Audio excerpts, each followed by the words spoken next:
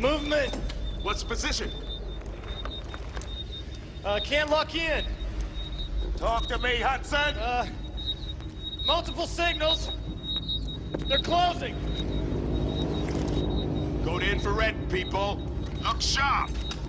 What's happening, Apong? Can't see anything in here. Pull your team out, Gorman.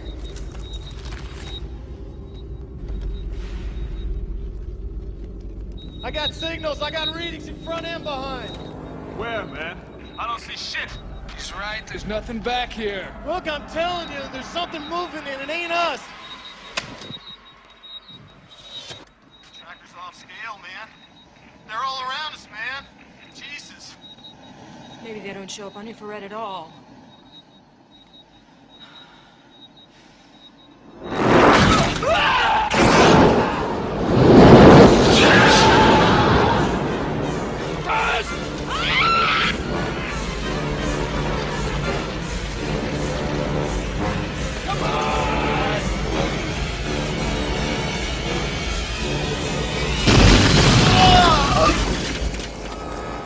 Tipping, he did the fire stun, right? Where Corporal Frost gets lit up and goes over the railing?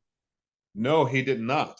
He did No? not do that. They actually, and this is really unusual for England at that time, because I've been working there. I was living there at the time when I got Aliens, and I've been working there for a number of years, and I never saw a black stuntman. And what they would often do back then, they couldn't get away with it now probably, but they would just take a white guy and they would blacken his face up and blacken his hands up, and then that would be the stunt guy for me.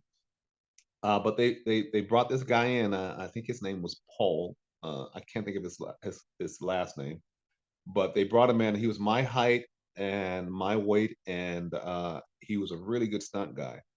And I remember when they brought him in, and they put this stunt on. They were getting him prepared for it. They had an underlayer on him. Then he had the outfit on, and then he had the armor on top of that. And then they put something on his face, and then they put some kind of paste on him to protect his skin. And I'm thinking, wow, what the hell are they going to do with him? And then he did the stunt. And Jim told him, he says, this is what I want you to do. The flamethrower is going to come by. You're going to back up. And when you back up, you're going to fall 3 stories over this banister. And below there, they had boxes, and that's what they use often. I guess they still use them now too. They just use cardboard boxes. They put them together on top of each other, and apparently that's one of the best ways to hit the ground.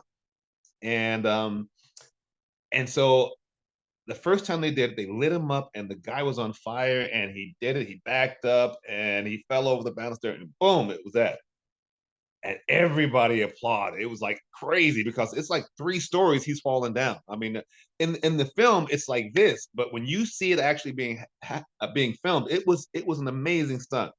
So he comes back and they change his clothes and they go through the whole process again. But Jim tells him this time, he says, when the flame come on you, I want you to try and put him out. You know, first you're trying to put him out, and then you back up and you fall 3 stories down. And I'm thinking, wow, he's giving this guy acting notes while he's on fire. And the guy did it again. Everybody applauded. So Jim says, I think I got it. But since we've got you here, let's just do it one more time. And we're going to really light you up this time. And he lit him up on the 3rd time. I mean, it was just a ball of fire. You couldn't really see much of anything. But that was the most amazing stunt I have ever seen in my life. And that guy, he made me look good, man. He made me look good. Your road to redemption is paved with tombstones. No quarter, kill all masters. Go to noquarterkillallmasters.com. Rated R.